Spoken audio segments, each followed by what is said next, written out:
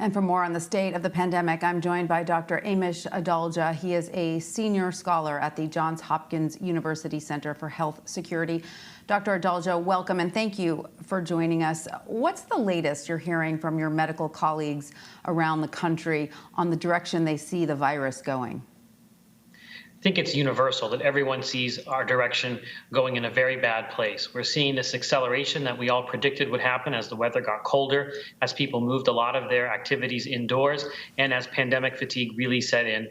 And that's what we're seeing with hospitals in many parts of the country. Utah, North Dakota, South Dakota, Wisconsin, El Paso really stretched to the limit, and we're worried that this is only going to get worse unless something changes in our behaviors.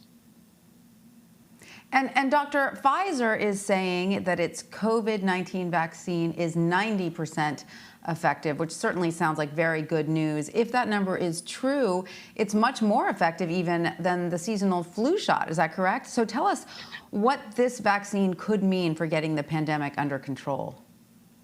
This could be a game changer when it comes to pandemic control. We never thought it would be 90% effective at preventing infection. We thought it would be sort of around the flu vaccine levels, so 50 to 60% at preventing infection, but much more valuable when it comes to preventing hospitalizations or deaths. But with a 90% efficacy rate, you really, if this holds in more data, I think we really have a great tool. But it's important to remember that this tool isn't going to be available for several months.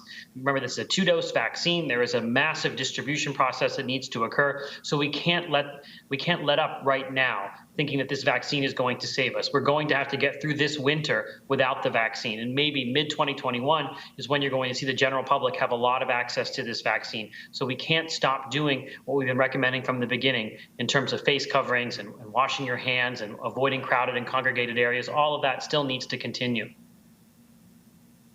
And in terms of the flu shot, a study done by researchers at the University of Florida suggests the flu shot could actually help prevent serious coronavirus cases. Are you familiar with that study? And why is the flu vaccine especially important this year? Well, this study, what it shows is that the flu vaccine, there's a speculation that it might induce kind of a non-specific immune reaction that has some effect at warding off coronavirus. We've seen this with other vaccines as well, that you get this added effect against other diseases because the immune system kind of gets revved up. This is a study that wasn't, it's not ironclad. It's looking backwards, saying people got flu vaccine and they were less likely to get COVID-19. We have to remember that correlation doesn't always equal causation. So you want to make sure that that actually is what's at play here. And we need to study it in more detail.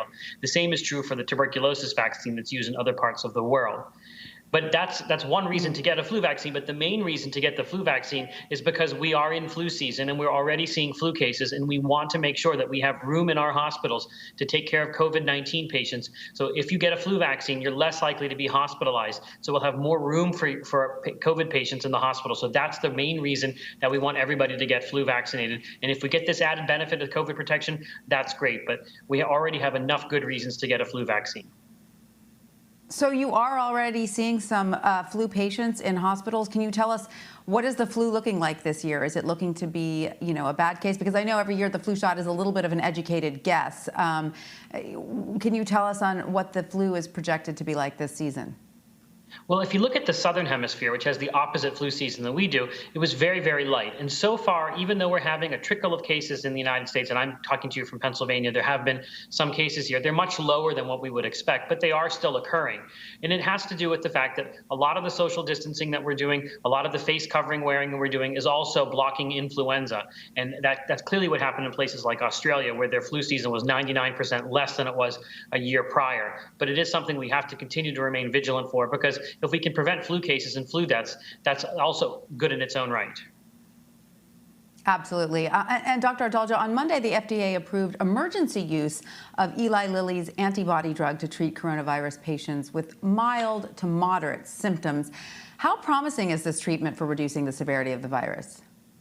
The early data looks very promising, and this was a drug that former New Jersey Governor Chris Christie received when he was hospitalized with COVID. And the data does show that this likely decreases your risk of needing hospitalization. And that's something we've been looking for. We're looking for a drug that prevents people from getting severe illness so we can relieve the pressure on hospitals. But the thing about this is it's a 1-hour-long infusion. It has to be given intravenously. So we've got to work out the logistics of those mild cases who are not going to get hospitalized. Maybe they get diagnosed in the doctor's office or in an the ER, that they have a place to go and get this 1-hour infusion and be monitored for some period of time after the infusion. So I do think this is going to be valuable. The challenge is going to be finding a protocol to be able to give this and operationalize it at the hospitals around this country.